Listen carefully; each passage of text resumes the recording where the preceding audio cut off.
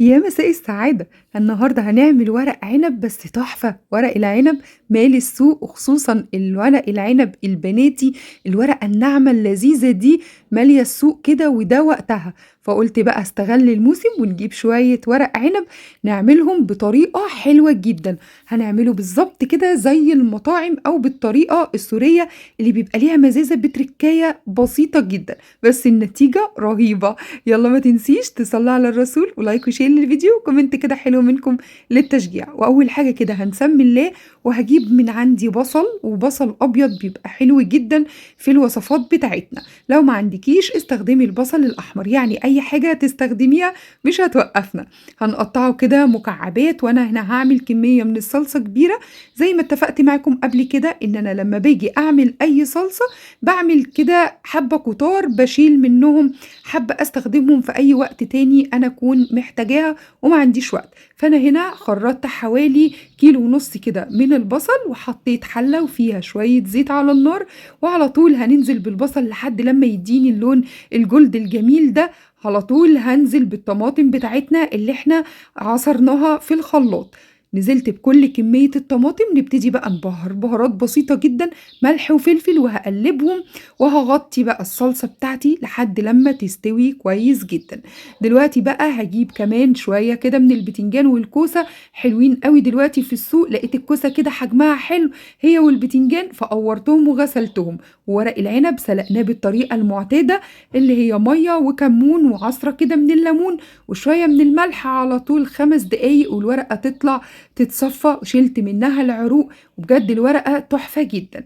نجيب بقى الرز المصري بتاعنا المغسول كويس جدًا وفي صينية كده كبيرة علشان عندنا كمية محشي كبيرة، نزلت كده بحوالي كيلو ونُص من الرز المصري وهانزل عليهم بالصلصة بتاعتنا اللي اتسبكت واستوت، والخضرة بتاعتنا شبت وبقدونس وكزبرة دي الخضرة المعتمدة لكل أنواع المحشي، والبهارات بسيطة جدًا، جدًا، مش باكتّر فيها عشان كتر البهارات بتدّيني نتيجة مش حلوة، وأنا ما باحبش كمان البهارات اللي هي الجاهزة بتاعة المحشي، فالبهارات بتاعتي ملح وفلفل و7 بهارات، وباحط كمان بابريكا أو شوية من الشطة، والبقى التيست العالي اللي بيدّي للمحشي طعم مميز جدًا النعناع المجفف، شوية كده قد معلقة كبيرة وفرمتهم كده ما بين إيديّا نعّمتهم، وشوية من الزيت ونقلّب بقى الخلطة التحفة بتاعتنا دي، وعلى طول نحشي البتنجان والكوسة بتاعتنا.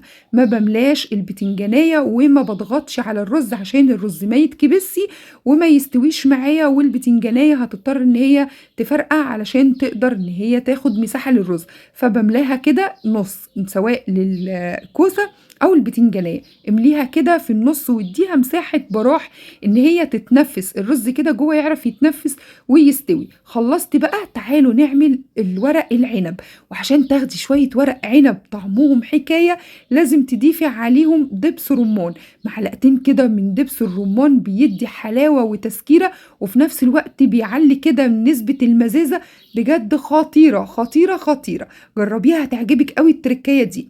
ويالّا بقى شوفي إحنا بنحشي ورق العنب إزاي، بافرد الورقة بالشكل ده وباحط شوية من الرز وما باملاش رز كتير، وباخد الأطراف أتنيها على جوّه، وبعد كده بابتدي أبرم بالشكل ده. بُصّوا لازم نضبّط كده، شايفين الصباع مضبوط جدًا، وتعالوا نشوف تاني، بُصّوا شوية من الرز باضبّطهم كده وافردهم عشان ياخدوا مساحتهم، أتني الورقاية وبعد كده ألِم الجناب بالشكل ده.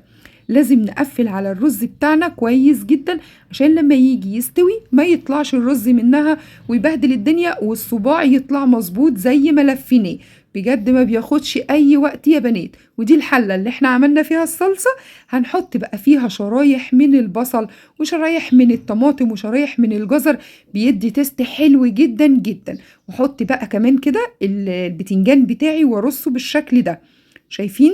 زي ما قُلت لكم واتفقت معاكم ما تملوش المحشي الصباع لآخره، وما تضغطوش بإيديكم على الرز عشان الرز يقدر يتشرب كده الشوربة ويقدر يتنفّس والرزاية تنفش وتبقى حلوة. ويالّا بقى نرص ورق العنب بتاعنا، جبت كده الحلة بتاعتنا القمر دي وهارص برضه شرايح من البصل وشرايح من الطماطم وشرايح من الجزر، بتدّي تيست حلو جدًا، الخضار ده بيعلّي من نكهة الحاجة اللي أنتم بتسوّوها فيها خصوصًا المحشي.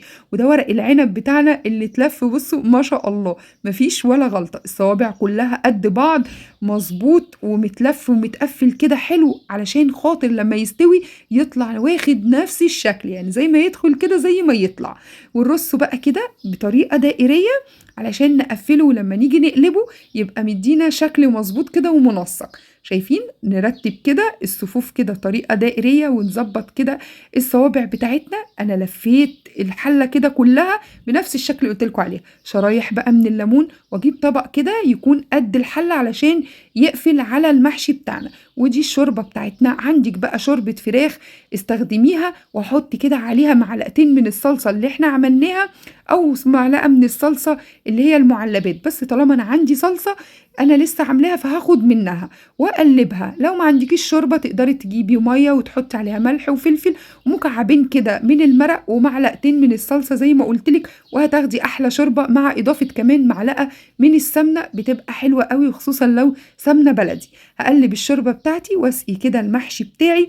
ما تخليش الشوربة توصل لحد فوق خالص او تغطي المحشي، لا، قبل الصف الاخير كده تبقى الشوربة بتاعتي مظبوطة جدا. وهسويه. حطيت كمان واتنين من الفلفل الالوان، لما تفضل شوية رز حشيتهم وحطيتهم في النص. ويلا بقى بينا نرص السرفيس بتاعنا القمر الخطير ده. بصوا عايزاكم تركزوا ان المحشي بتاعي طالع مظبوط، الكوسة ما فرقعتش ولا البتنجان بتاعي اتهرى ولا يعني اتبهدل، والفلفل نفس الحكاية. وده بيبقى سر من الاسرار اللي قلتلكوا عليها، اللي طلع لك المحشي بتاعك مظبوط، انك ما تحشيش الرز في قلب البتنجان او الكوسة كتير وتضغطي عليه بايدك علشان خاطر يطلع مظبوط. لما بيتملي جامد الرزايه بتيجي تنفش، فبتضطر ان هي عايزه مساحه، فبتضطر ان هي تفرقع البتنجانيه او الكوسه.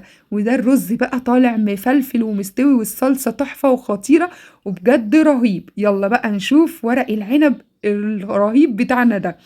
بصوا يا بنات، الطبق ده بيحافظ لي على المحشي ان هو ما يفكش او اي حاجة خالص لما يتحط له الشوربة. بيكتم كمان الحرارة معايا.